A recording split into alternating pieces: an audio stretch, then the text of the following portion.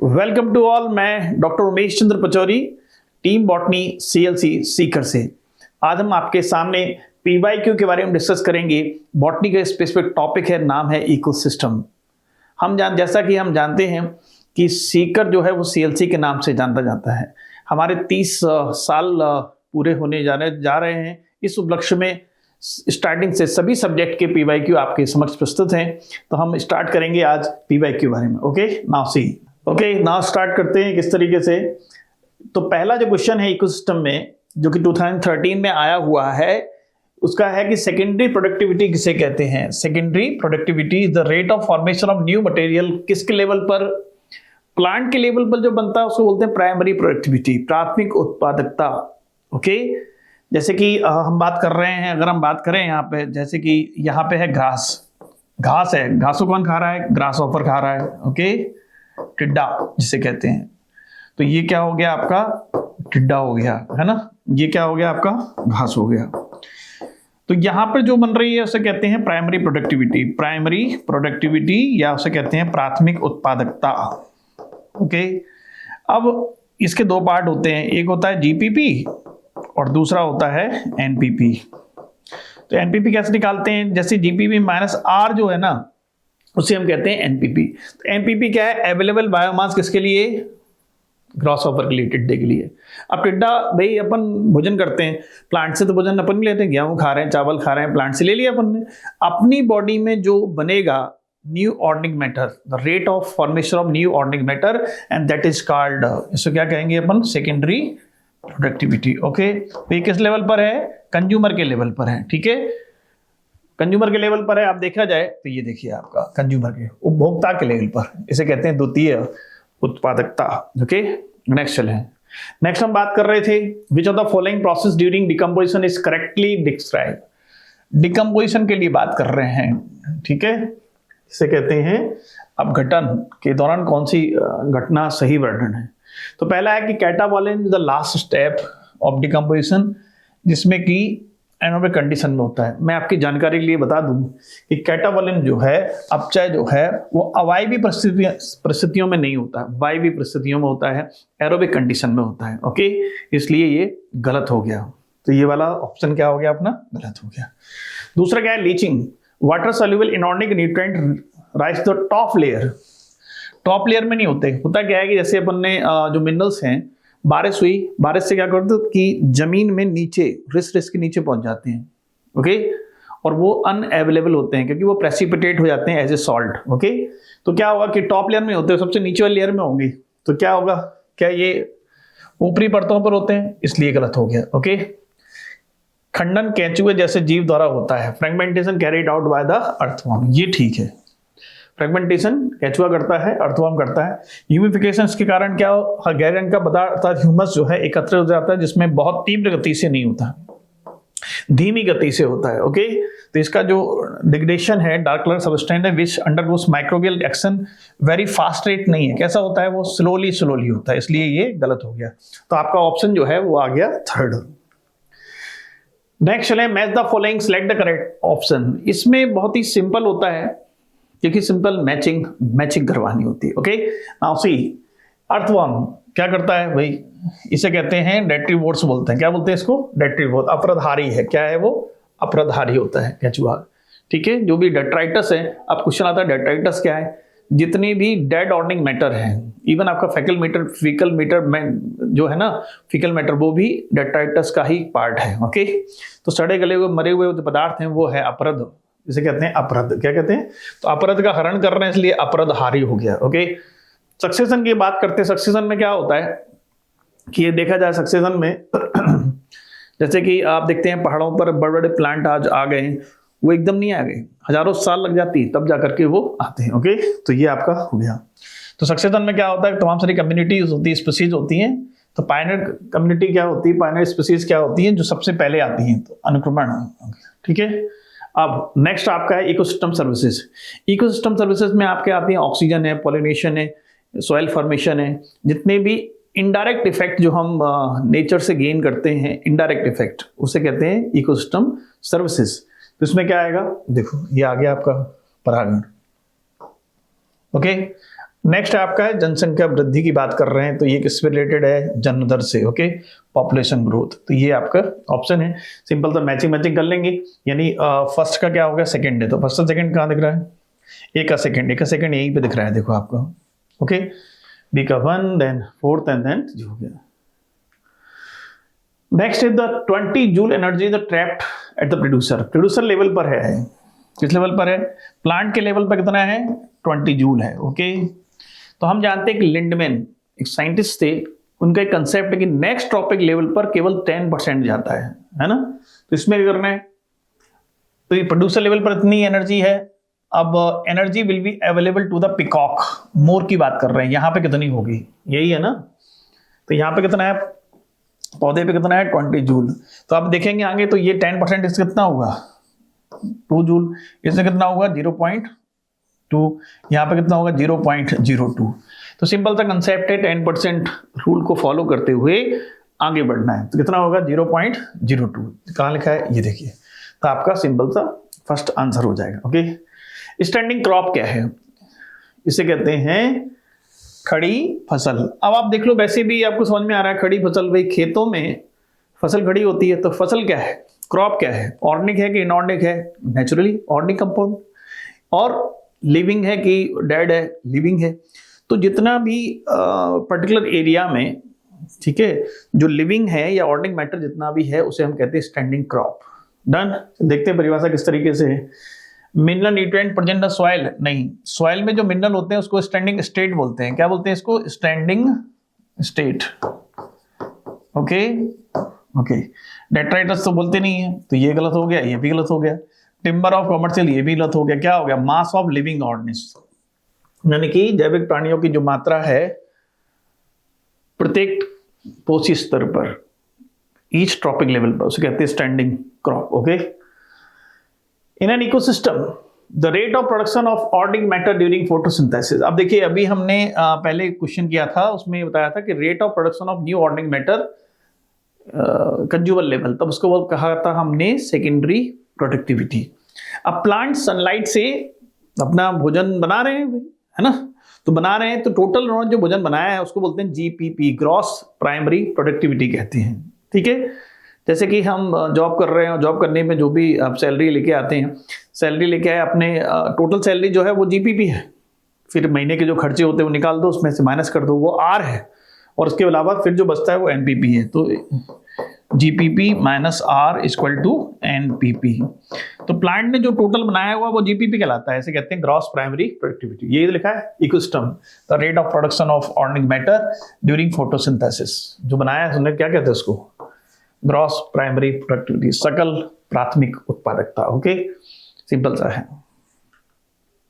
Next हम बात करें the mass of living material. अभी जस्ट हम ये समझा के गए हैं, प्रत्येक ट्रॉपिक लेवल पर, ईच ट्रॉपिक लेवल, जितना भी लिविंग और मैटर है या लिविंग मास है, ऑर्गेनिक मैटर है, उसे हम कहते हैं, क्या बोलते हैं? स्टैंडिंग क्रॉप बोलते हैं। क्या बोलते हैं इसको? Standing crop. ओके, देखिए, डायरेक्ट क्वेश्चन, डायरेक्ट आंसर। निश्चित समय में पोषण स्तर पर, एक पोषण स्तर पर जो जीवित पदार्थ की मात्रा है उसे हम कहते हैं खड़ी फसल। ओके,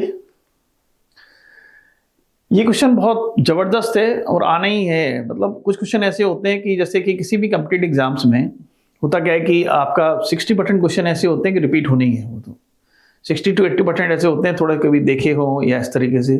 80 से 100% जो होता है वहाँ थोड़ा सा आपको दिमाग भी लगाना है और आपको आकलन भी करना होता है। ओके, तो यहाँ पे डायरेक्ट क्वेश्चन है ये। वो कह रहे हैं कि जैसे फॉरेस्ट है, तो फॉरेस्ट में क्या होता है? सबसे ऊपर ट्री होंगे, ओके, इसके बाद झाड़ियाँ होती हैं, उसके बाद हर्ब होते हैं। ठीक है, तो ये क्या हो गया आपका? श्रब, देन क्या हो गया? हर्ब, और ये क्या हो गया? ट्री। तो ट्री हमेशा कहाँ रहेंगे? टॉप लेवल पर। कहाँ रहेंगे? हमेशा टॉप लेवल पर। मीडियम लेवल पर कौन रहेंगे? मध्यम अवस्था में कौन रहेंगे?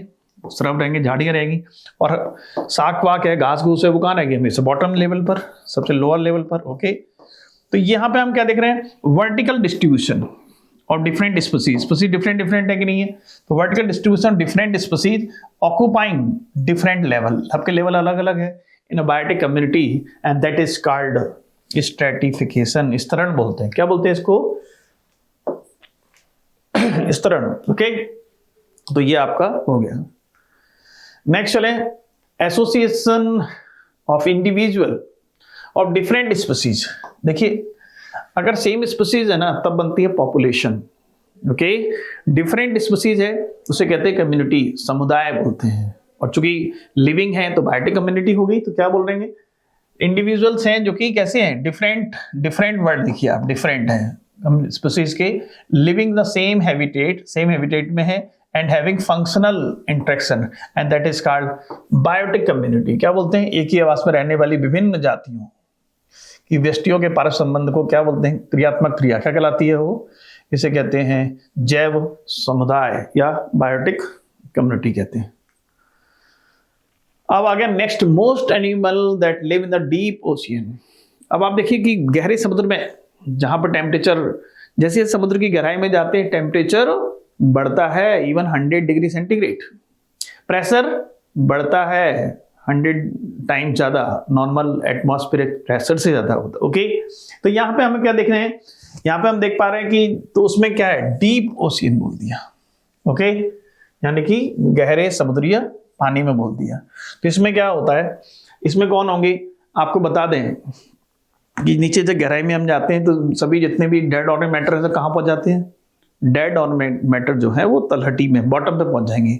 तो उस पर जो काम करते हैं उसको बोलते हैं डेट्रीवोर्स। ओके, अपरदहारी, तो ये आपका आ गया डेट्रीवोर्स, अपरदभोजी अपरदहारी हैं। तो ये सबसे ज्यादा ये आपको मिलेंगे आपको डीप ओशियन। ओके, अब आ गया इकोसिस्टम टर्म किसने दिया, इकोसिस्टम टर्म किसने दिया, टर्म की बात करें T4 टेंसलेन दिया था, सिंपल सा ट्रिक लगाएं आगे बढ़े। इकोसिस्टम टर्म किसने दिया, इसने एजी टेंसले जो थे उन्होंने दिया था। ये तो मगब वाले क्वेश्चंस हैं, आपको याद रहेंगे तो आप आसानी से इनको कर सकते हैं।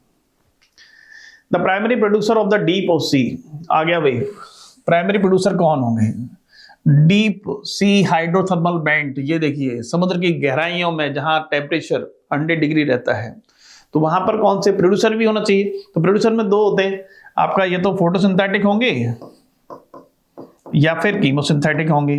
ओके, या फिर कीमोसिंथेटिक। कीमोसिंथेटिक क्या है, दोनों ही ये दोनों ही ऑटोट्रॉप्स हैं, स्वपोषी जीव हैं। एक लाइट के थ्रू एनर्जी लेता है, दूसरे केमिकल कंपाउंड के ऑक्सीडेशन से। तो नीचे हम जब समुद्र की गहराइयों में जाते हैं तो वहां लाइट पेनिट्रेट नहीं कर पाती, लाइट अंदर तक नहीं पहुंच जाती। तो आप बताइए, ये बोल दिया उन्होंने क्या, डीप सी है, गहरे समुद्र है, तो इन दोनों में कौन सा होगा, नेचुरली कीमोसिंथेटिक होंगे। तो कौन से होंगे, chemosynthetic bacteria. Okay, which ecosystem has maximum biomass, biomass की बात कर रहे हैं हम। ओके, वजन की बात करें, हम देखें कि किसमें, ग्रासलैंड इकोसिस्टम, भाई घास का वजन बहुत ज्यादा तो नहीं होगा अगर हम तुलनात्मक अध्ययन करें और दूसरे इकोसिस्टम से। तो पॉन्ड का है, पॉन्ड में ही फाइटोप्लैंक्टन रहते हैं, इनका वजन ज्यादा नहीं होता, इनका भी ज्यादा नहीं होगा। लेक में भी क्या है, फाइटोप्लैंक्टन हो गए। सबसे ज्यादा जो होगा वो किसका होगा, फॉरेस्ट का। कि फॉरेस्ट में क्या है कि भाई प्लांट है, बड़े बड़े प्लांट है, तो वजन तो ज्यादा होना ही है, बायोमास तो ज्यादा होना ही है। ओके, तो इस तरीके से आपका जैव भार का वन पार्ट तंत्र। Presence of plant arrange into well defined vertical state, अभी बता के गए अलग अलग स्टेटस। टॉप पे कौन होंगे, ट्री होंगे, मिडिल में क्या झाड़ियां होंगी, नीचे हर्ब होंगे। ओके, ये जो है ना concept, the presence of plant arrange into the well defined area. कैसे, आप तो ये देखना vertical layer depending on their height and that is what we call it. सबसे ज्यादा कहां मिलेंगे इस तरीके से स्ट्रेटिफिकेशन कहां मिलेगा, तो जंगलों में ज्यादा मिलेगा भाई। जंगल में भी कौन सा, ट्रॉपिकल रेन फॉरेस्ट जिसे कहते हैं, उष्णकटिबंधीय वर्षा वन, सबसे ज्यादा बायोडाइवर्सिटी यहीं पर है और यहीं पर आपका डिफरेंट स्टेटस आपको मिल जाएंगे, स्ट्रेटिफिकेशन भी अच्छा मिलेगा आपको। नेक्स्ट आपका निकेत क्या है, निकेत में क्या, एक्चुअली डायरेक्ट एनसीईआरटी की लाइन है। निकेत में 3 चीजें आती हैं। ओके, इसे कहते हैं निके में आप जहां पर रह रहे हैं उन कंडीशन को हम टॉलरेट करते हैं। भाई ठंडी है, गर्मी है, बरसात है, तो हम झेल रहे हैं कि नहीं झेल रहे हैं। तो इस 3 कंडीशन है। पहली कंडीशन बोलते हैं कि जहां पे आप रह रहे हैं उन कंडीशन को क्या कर रहे हैं, आप टॉलरेट कर रहे हैं या उनको हम क्या कर रहे हैं, सहन कर रहे हैं। दूसरी कंडीशन है कि जो रिसोर्सेस होते हैं उनको हम यूटिलाइज करते हैं। ओके, तीसरा कंडीशन है फंक्शनल रोल। फंक्शनल रोल, क्रियात्मक भूमिका क्या है, ये है महत्वपूर्ण। इसमें भी सबसे ज्यादा क्वेश्चन यहीं से आता है, फंक्शनल रोल क्या है। ओके, तीनों कंडीशन निके के ही हैं। अब देख लेते हैं कौन सा है। The range of the temperature that organism need to live, temperature तो नहीं है, उनको कंडीशन टॉलरेट करते हैं। ओके, दूसरा क्या हो गया, तो ये तो गलत हो गया। Functional role played by the organism, देखो आ गया फंक्शनल रोल। ओके, तो ये आपका ए से निकल के आ गया। Physical space where the organism live, इससे कोई लेना देना नहीं है, हम कंडीशन लगानी है, टॉलरेट करना है। Okay, all the biological factor the organism environment, नहीं ये भी नहीं है, क्योंकि ये तीन चीजें महत्वपूर्ण। इसमें सबसे ज्यादा कौन सा है, क्रियात्मक भूमिका। ओके, कार्यात्मक भूमिका क्या है, ठीक है, ये तो गलत हो गया, ये सही हो गया, ये गलत हो गया, ये भी गलत हो गया। ओके, नाउ नेक्स्ट चले। नेक्स्ट आपका है what is the ecological pyramid would be obtained with the following data. इन्होंने एक डेटा दे रखे हैं और आपसे पूछ रहे हैं कि इनमें कौन सा पिरामिड हो सकता है। ओके, नाउ सी, जैसे कि प्राइमरी प्रोड्यूसर, हमेशा देखा जाए तो प्राइमरी प्रोड्यूसर जो है आपके T1 पे आते हैं। ओके, तो T1 पे आते हैं तो ऐसा कर लेते हैं, ठीक है, कितना है 10 है, और फिर इसके बाद T2 पे ये आ रहा है आपका प्राइमरी कंज्यूमर, ये हो गया T1, ये हो गया T2, ये हो गया T3। तो सबसे ज्यादा वजन कहाँ दिख रहा है, T3 पे, सबसे ज्यादा ऐसे हो गया है ना, और उस नीचे कैसा है, कम है, क्योंकि यहाँ पे 10 है, यहाँ पे कितना है 60 ग्राम है, यहाँ पे कितना है 120 ग्राम। तो इस तरीके से जो पिरामिड बनेगा वो कैसा होगा, इन्वर्टेड होगा, यानी उल्टा होगा। ठीक है, और चूंकि ग्राम की बात कर रहे हैं तो उसमें बायोमास आ जाएगा। तो ये क्या है कि अपराइट है, अपराइट तो है नहीं, अपराइट तो है ही नहीं। पिरामिड ऑफ एनर्जी, एनर्जी का हमेशा अपराइट होता है, एनर्जी का हमेशा अपराइट होता है। ये कैसा है, इन्वर्टेड है। तो इन्वर्टेड कौन सा, ये देखो, तो जय मात्रा का कौन सा हो गया, उल्टा पिरामिड हो गया, क्योंकि एनर्जी को हम किलो कैलोरी में नापते हैं, ना कि ग्राम में। तो ग्राम से ही समझ में आता है कि हम बायोमास की बात कर रहे हैं, और बायोमास में जो है क्योंकि ऊपर ज्यादा है नीचे कम है, T1 पे कम है। T1 हमेशा यहाँ रहता है, प्लांट्स यहाँ पे। Okay, T2 and then T3। Which of the following ecological pyramid is generally inverted. Generally जो है आपके जो एक्वाटिक का इन्वर्टेड होता है, क्यों रहता है, देखो हम आपको बता दें। देखिए यहाँ पे T1 पे क्या है, फाइटोप्लैंक्टन है, कौन है, तो फाइटो, देखिए pyramid of biomass in forest, forest का तो बहुत, फॉरेस्ट में जंगल का तो भाई ज्यादा होगा तो सीधा रहेगा, ऊपर कम होगा। ये किसका हो गया, फॉरेस्ट का। ओके, यहाँ पे देखिए पिरामिड ऑफ बायोमास इन सी, बिल्कुल सही बात है। अब आप देखें कि जो लार्ज फिश है, लार्ज फिश, यहाँ पे कौन आएगा, कौन खाए, फाइटोप्लैंक्टन कौन खाएगा, जियोप्लैंक्टन खाएंगे। ओके, फिर कौन आएगा, स्मॉल फिश आ जाएगी कि नहीं। अब बताइए इनमें सबसे ज्यादा वजन किसका होगा, फाइटोप्लैंक्टन का कि लार्ज फिश का। लार्ज फिश का वजन ज्यादा होगा और यहाँ पे कम होगा, तो ये कैसे हो गया, इस तरीके से कैसा हो गया, ये इन्वर्टेड होगा। Okay,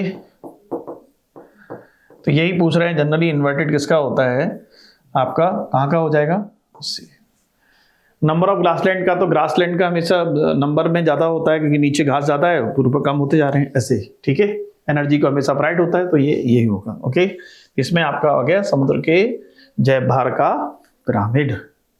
in relation to gross primary productivity and NPP productivity ecosystem, which one of the following statement is correct. आपको जीपीपी देखना है, मैंने बताया हुआ है। जीपीपी क्या है, टोटल जो खाना पीना बना रहा है ना प्लांट अपने लिए by the photosynthesis, and that is called GPP. फिर जो वो खर्च करेगा दैट इज आर, और बचा हुआ पार्ट जो है वो एनपीपी है, जो कि नेक्स्ट ट्रॉपिक लेवल को दे देगा। तो देखें, तो हमेशा जैसे कि आप 100 रुपए कमा के ला रहे हो, तो 100 रुपए क्या हो गया, वो जीपीपी हो गया। आपने खर्च कर लिया उसमें 90 रुपीज, तो कितना बचा आपका एनपीपी, कितना बचा 10। तो जो वैल्यू है वो इससे जीपीपी की ज्यादा होगी देन एनपीपी। तो यहाँ 10 है, यहाँ पे 100 है। कैसे, GPP and net productivity are the 1 to 1 same होते हैं, सेम नहीं होते हैं। ठीक है, ठीक है। दूसरा क्या है, there is no relationship, relationship तो है, नो से गलत हो गया ये तो। Gross primary productivity is always less than, नहीं, जीपीपी हमेशा मोर होती है, नॉट लेस देन, इसलिए गलत हो गया। Gross primary productivity is always more than, ये ठीक है। तो आपका कौन सा ऑप्शन लग रहा है, 40, ये सॉरी फोर्थ वन जो है वो आपका हो गया सकल प्राथमिक उत्पादकता जो है एनपीपी से, नेट प्राइमरी से हमेशा कैसी होती है, अधिक होती है। तो ये अब नेक्स्ट चलते हैं। मैचिंग करनी है। मैचिंग का सिंपल सा कंसेप्ट है, बहुत ही सिंपल रहता है। इसमें अगर दो ऑप्शन भी आपको पता है तो आसानी से आप इनको कर सकते हैं। कैसे, देखो मैच द ट्रॉपिक लेवल देखना है कि T1 पे है कि T2 पर है, करेक्ट स्पीसीज। ओके, कौन सी किस ट्रॉपिक लेवल पर है ये हमें देखना पड़ेगा। ठीक है, तो आप देखिए इसमें मैचिंग करनी है, कॉलम 1 कॉलम 2 डन। कैसे, हम हमेशा जानते हैं कि ग्रास जो है ना, घास जो है हमेशा आती है किस पर, T1 पे। ठीक है, अब ग्रास को कौन खाएगा भाई, रैबिट खाएगा है ना, खरगोश खा लेगा इसको, तो ये कौन से पे आ जाएगा, T2 पे।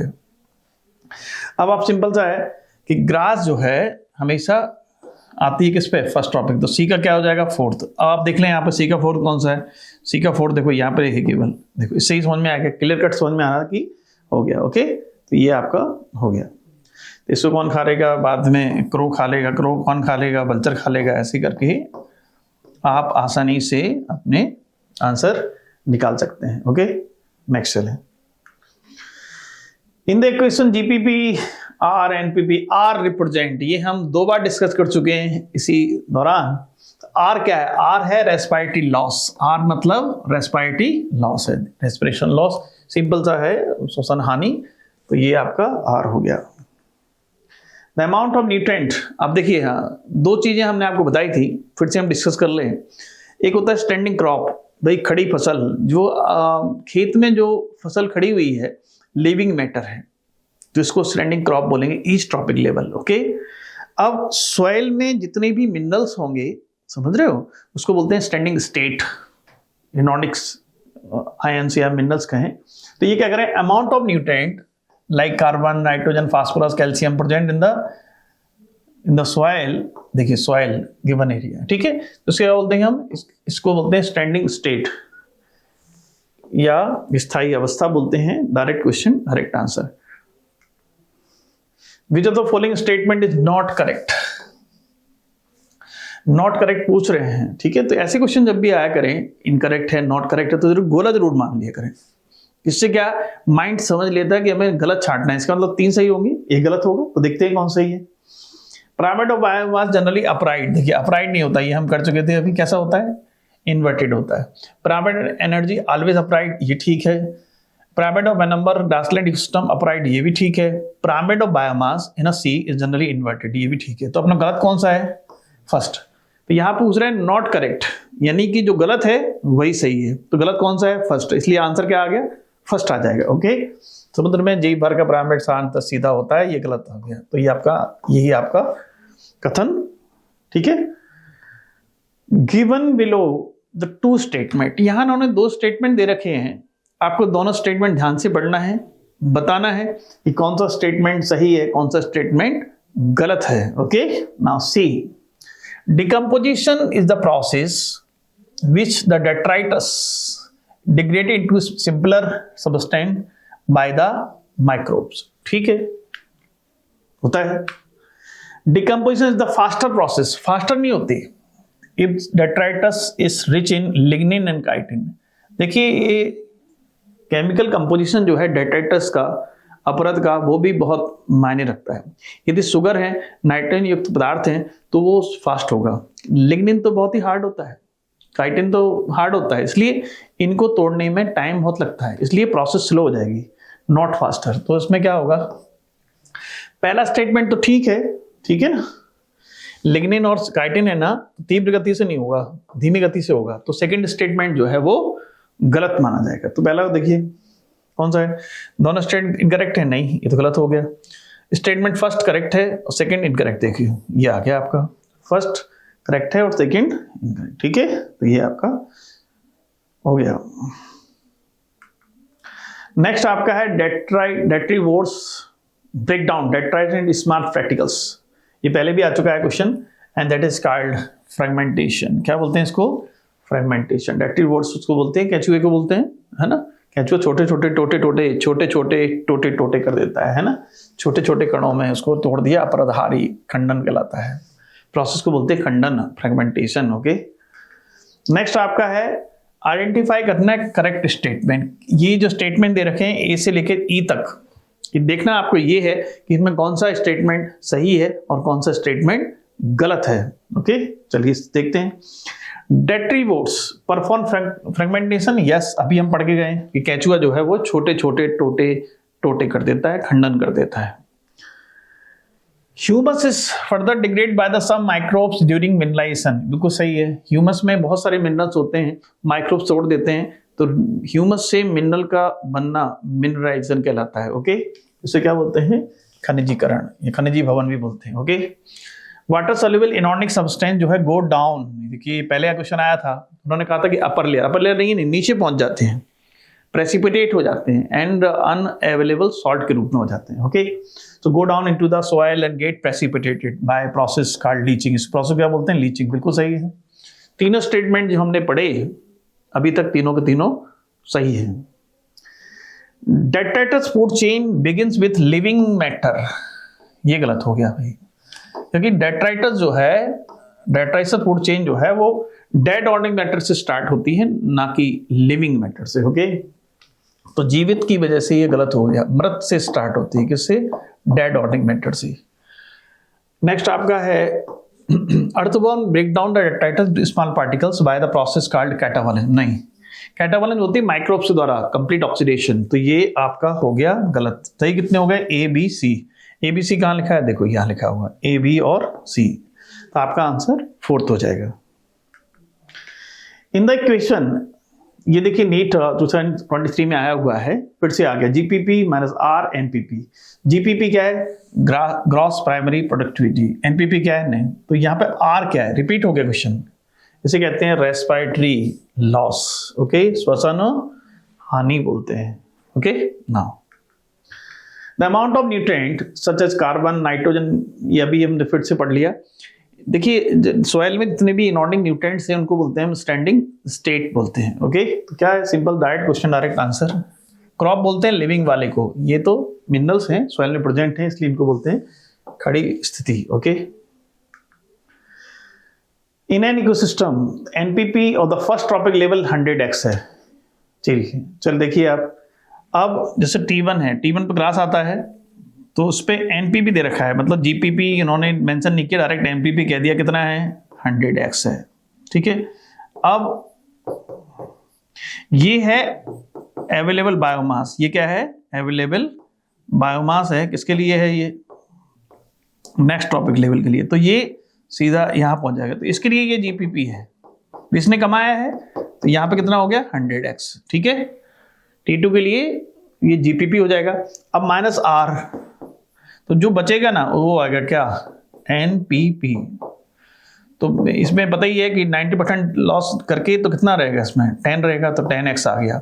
अब 10x जो है वो T3 के लिए जीपीपी हो जाएगा। ठीक है, तो ये क्वेश्चन आप समझ में आया। देखो इन्होंने क्या किया, इन्होंने T1 का दे रखा है 100x, तो हम लिख दिया 100x NPP. Okay, but it is the GPP of third trophic level. T3 पे कितना रहेगा? T3 पे जीपीपी देखिए 10x रहेगा। ओके, ऐसे सॉल्व करना है इसको, कितना आ जाएगा आपका? 10x kilo calorie per metre square per year. तो इस तरीके से रहेगा। चलिए, given below are the two statement. दो स्टेटमेंट फिर से आ गए हैं, देखना है कौन सा सही है कौन सा गलत है। Okay, the rate of decomposition is not related with the chemical composition of the detritus. ये गलत है, डिपेंड करता है। अभी हमने क्वेश्चन डिस्कस किया था पहले कि केमिकल कंपोजिशन कौन सा है। लिग्निन और सुबरिन है ना, तो डिकम्पोजिशन होगा स्लोली। शुगर है, नाइट्रोजन पदार्थ हैं, तो फास्ट होता है, तो डिपेंड करता है। तो इन्होंने क्या किया कि अपरद, ये जैसे है अपरद के रासायनिक पर निर्भर नहीं होती है, तो नहीं होती है, इसलिए गलत हो गया। ओके, दूसरा क्या है? इन particular climatic condition decomposition rate of faster if lignin और काइटिन अगर है, तो आप बताइए क्या होगा? स्लो होगा कि फास्ट होगा? फास्टर नहीं होगा, गलत है। तो दोनों स्टेटमेंट गलत हो गए। पहला इसलिए गलत हुआ कि नॉट डिपेंड ऑन, डिपेंड करता है। दूसरा, लिग्निन और काइटिन है तो फास्टर नहीं हो सकता, इसलिए बोथ स्टेटमेंट, हाँ ये देखो आगे नहीं, दोनों स्टेटमेंट कैसे हैं? गलत है। ठीक है। नेक्स्ट आपका है what is the incorrect about ecosystem. Incorrect पूछ रहे हैं, गलत पूछ रहे हैं, क्या गलत है। ओके ठीक है। तो इकोसिस्टम दोनों तरीके का होता है, इवन पॉन्ड से लेकर मैन मेड इकोसिस्टम जो होते हैं ना, मैन मेड यानी आपके ग्रासलैंड है, क्रॉपलैंड है, एंड देन आप एक्वेरियम है, वो भी तो होते हैं ना। तो ये क्या हो सकते हैं, टेम्परेरी हो सकते हैं, यस, परमानेंट भी हो सकते हैं, ये सही है, दोनों हो सकते हैं। क्योंकि एक्वेरियम लेके आए या आपका खेतों में फसल उगा रहे हैं तो क्रॉपलैंड वाला हो गया है ना, शस्य भूमि जिसे कहते हैं, वो भी टेम्परेरी होता है, उसका फसल काट ली जाती है, फिर नई फसल आती है। Involve the function of flow of energy but not, recycling भी करता है, न्यूट्रेंट का रिसाइकलिंग भी करता है, तो ये गलत हो गया आपका। It can very from small size, pond से लेकर के लार्ज साइज सी, बिल्कुल सही बात है। इट में एंथ्रोपोजेनिक यानी कि ह्यूमन ओरिजिन होता है, यस, ह्यूमन के है ना, क्रॉपलैंड और एक्वेरियम आपकी एनसीईआरटी में दे रखे हैं, तो दोनों हो सकते हैं, क्यों नहीं, मानव जनित भी हो सकता है, सही है। तो इसमें गलत कौन सा हो गया, सेकंड, फर्स्ट सही है, स्थायी अस्थायी हो सकता है। तो इसमें यही पूछ रहे हैं कौन सा इनकरेक्ट है, तो जो गलत है वही सही है, तो सेकंड गलत है, उसका मतलब सेकंड आंसर सही है। Highest annual net primary productivity is observed in, सबसे ज्यादा कहाँ आपको दिखेगी प्रोडक्टिविटी, तो आपका जो ट्रॉपिकल रेन फॉरेस्ट है सबसे ज्यादा इसी में होती है। पहले भी हम चर्चा कर चुके हैं, ये क्वेश्चन रिपीट हुआ है, फिर भी पीवाई देखिए, पीवाई क्यूब से भी क्वेश्चन आ जाते हैं, इसलिए पीवाई क्यू बहुत इंपॉर्टेंट होते हैं। यदि आप ढंग से पीवाई क्यू कर लेते हैं तो आपके बेसिक कंसेप्ट इवन अच्छी तरीके से आप उस चैप्टर के बारे में जान जाते हैं, तो हमें पता होना चाहिए। इस संदर्भ में हम आपको बताना चाहेंगे कि हमारे सीएलसी में एक बायोकेम टेस्ट सीरीज भी चलाई जाती है, जो कि फरवरी से स्टार्ट हो रही है। आप चाहें तो उसमें पार्टिसिपेट कर सकते हैं। उसमें प्योरली एनसीईआरटी बेस्ड क्वेश्चन आते हैं, लाइन टू लाइन एनसीईआरटी की उसमें छपी रहती है। और मैं बता दूं कि दूसरे कोचिंग संस्थानों के बच्चे भी उसमें पार्टिसिपेट करते हैं, और जब वो उनके मार्क्स जो है डेफिनेटली इंक्रीज होते हैं, बहुत सारे स्टेटमेंट उनके छात्रों द्वारा दिए जाते हैं। तो आप अगर चाहें तो बायोकेम में आप पार्टिसिपेट कर सकते हैं। इसके बाद एक टेस्ट सीरीज और होती है, दंगल। मैं आपको बता दूं कि केवल पढ़ने से ही सिलेक्शन नहीं होता है, सिलेक्शन प्रैक्टिस प्रैक्टिस और प्रैक्टिस से, क्योंकि हमारी क्या कमियां हैं, हमें कहाँ आगे बढ़ना है, ये तभी समझ में आता है जब हम क्वेश्चन को अटेम्प्ट करते हैं। तो इसके लिए आपको चाहें तो आप टेस्ट सीरीज आप ज्वाइन कर सकते हैं, या आप सीएलसी विजिट कर सकते हैं। दोनों तरीके से टेस्ट सीरीज है, ऑनलाइन भी है, ऑफलाइन भी है। और सबसे अच्छी बात यह है कि ऑनलाइन या ऑफलाइन कुछ भी मोड में आप दे रहे हैं पेपर, आपको सॉल्यूशन जो है आपको मिल जाता है। तो ये सॉल्यूशन पेपर का तुरंत करवाया जाता है। तो आप इस तरीके से कहाँ आपकी कमी रह गई है, सॉल्यूशन आप किस तरीके से, कई बच्चे घर पे बैठे तैयारी करते हैं, उन्हें समझ में नहीं आता किससे पूछें क्या करें, तो सबसे बेस्ट मेथड है। या कई बार टीचर नहीं मिलते हैं, या कई सारे कारण हो सकते हैं, तो सबसे बेस्ट तरीका है कि यहाँ आपको पेपर के साथ साथ सॉल्यूशन भी दिया जाता है, तो आप उनको अच्छे से अटेम्प्ट कर सकते हैं। ओके, नाउ सी, चलिए नेक्स्ट चलते हैं। अब हम देखते हैं क्वेश्चन नंबर 32 है, जो 2024 में आया हुआ है। इसमें सिंपल सा है, मैचिंग है, तो मैचिंग वाले क्वेश्चन तो बहुत सिंपल रहते हैं। किस तरीके से देखना है, चलिए आइए। इससे प्राइमरी प्रोड्यूसर हमेशा कौन होता है, ग्रास होती है। तो अब देखना है कि डी का 1 कहाँ का दे रखा है। ओके, तो डी का 1 तो यहाँ पे भी दे रखा है, यहाँ पे भी दे रखा है, यहाँ पे भी दे रखा है। चलिए आगे चलते हैं। नेक्स्ट क्या है आपका, अब हम इसको अगर आप चाहें तो ऐसे लिख सकते हैं, जैसे ग्रास है, ग्रास को कौन खाता है, वही व्हाट खाता है, T2 पे आएगा कि नहीं आएगा, फिर कौन आएगा, देन आ जाएगा आपका, कौन आ जाएगा, वॉल्फ आ जाएगा, एंड देन कौन आ जाएगा, देन लाइन आ जाएगा। तो ये आपका T3 और ये कौन सा हो गया, T4। तो बस क्रम में रखना है इनको, कौन कौन से हो जाएंगे, ठीक है। इसका मतलब सेकेंडरी प्राइमरी कंज्यूमर कौन होगा, कंज्यूमर जो है प्राइमरी कंज्यूमर होगा गॉट। ओके, तो ये देखिए सीका 4। अब सीका 4 कहाँ लिखा हुआ है, सीका 4 देखिए यहाँ पे लिखा हुआ है और यहाँ पे लिखा हुआ है, ठीक है। अब नेक्स्ट क्या है आपका, सेकेंडरी कंज्यूमर, ये सेकेंडरी कंज्यूमर है, ठीक है। तो ये कहाँ, ये कौन होगा, ये आपका हो गया बीका 3 कहाँ लिखा हुआ है, बीका 3 देखिए यहाँ तो नहीं है, बीका 3 कहाँ लिखा हुआ है देखिए। ओके, तो बीका 3 जो है यही लिखा हुआ है, देखो। तो आपका आंसर क्या आ जाएगा, अब देखो टर्सरी कंज्यूमर में कौन आएगा, टॉप पे ए का 2, तो ए का 2 कहाँ है, देखो ए का 2 है, बी का 3 है, सी का जी आपका हो गया है ना। तो इस तरीके से आपका जो ऑप्शन है वो कौन सा हो जाएगा, आपका सेकंड हो जाएगा। ऐसे कर सकते हैं। Consider the pyramid of energy, इन्होंने कुछ डेटा दे रखे हैं, आपको फाइंड आउट करना है किस तरीके से रहेगा। Consider the pyramid of energy of an ecosystem given below. Okay, T4 पर कितना रहेगा 100 जूल अगछ। ओके, इसमें कह रहे हैं कि यहां पर कितना है 1000 है, ओके जूल है, तो वैल्यू ऑफ T1 पे कितना होगा। तो हम जानते हैं कि हम नेक्स्ट पे 10% भेजते थे, तो हम उस रिवर्स कर लेंगे, यानी एक एक जीरो बढ़ा दो, बस सिंपल सी बात है। तो यहाँ पे कितना होगा, यहाँ पे हो जाएगा 10,000। ओके, एक जीरो बढ़ गया नहीं बढ़ गया, फिर यहाँ पे कितना हो जाएगा, यहाँ पे 1 लाख हो जाएगा, 5 जीरो हो जाएंगे, यहाँ पे कितना हो जाएगा, यहाँ पर 10 लाख हो जाएगा, इतना हो जाएगा, ठीक है ना। तो ये सबसे ज्यादा कहाँ पे है, जीरो भाई देख लो, सिंपल सा है। तो ये आपका, ठीक है, तो ये सिंपल सा है।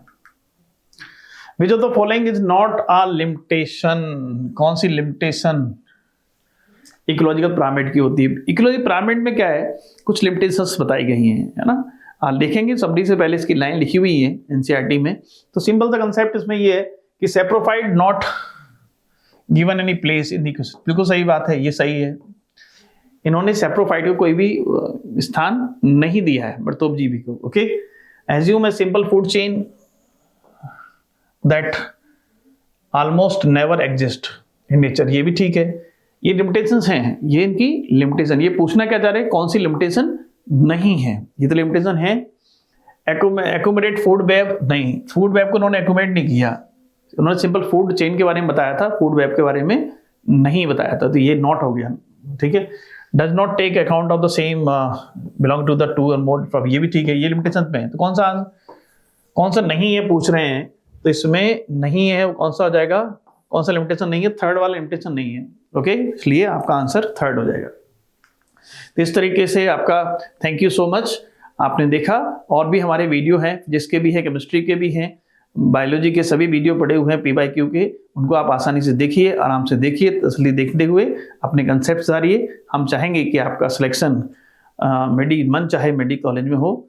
धन्यवाद, थैंक यू।